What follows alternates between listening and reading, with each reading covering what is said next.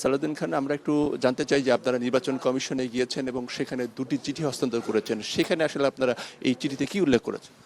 আমরা নির্বাচন কমিশনে দুটি চিঠি দিয়েছি। একটা চিঠিতে আপনার লেখা আছে 2018 সালের যে নির্বাচন অবৈধভাবে করেছে। 2018 সালে আমরা 17টার অধিক অভিযোগ দায়ের করেছিলাম, তার মধ্যে 7টা আমরা রিসিভ করে নিয়েছিল, আর বাদ বাকি আমাদেরকে আমি নিজেই নিয়ে এসেছিলাম।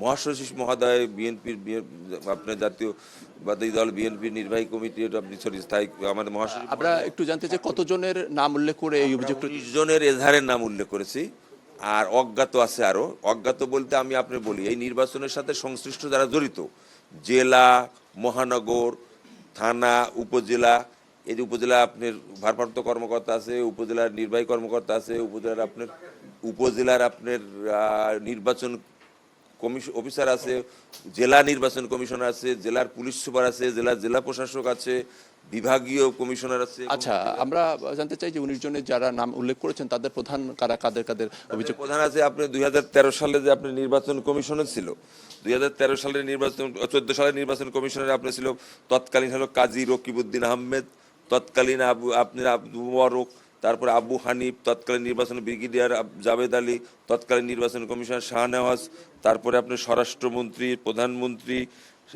তারপরে সাবেক আইজি হাসান মাহমুদ খন্দকার। জেনেক্সে শিফট করো, লাইফকে লিফট করো।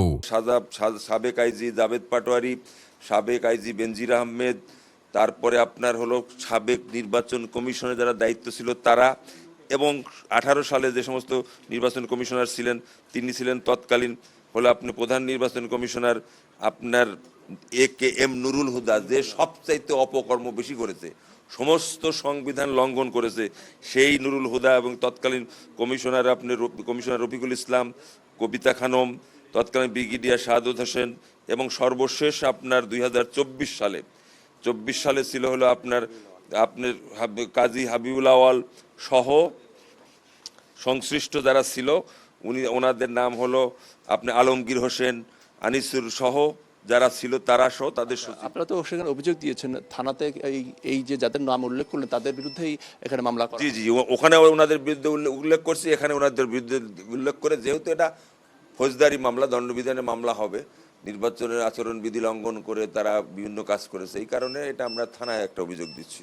থানায় একটা অভিযোগ দিয়েছে, আমরা সেই অভিযোগ নিয়ে ভারপ্রাপ্ত কর্মকর্তা বরাবর অভিযোগ নিয়ে বিএনপির পক্ষ থেকে আমাদের মহাসচিব সাহেব চিঠি দিয়ে পাঠিয়েছেন, সেটা নিয়ে আমরা এসেছি।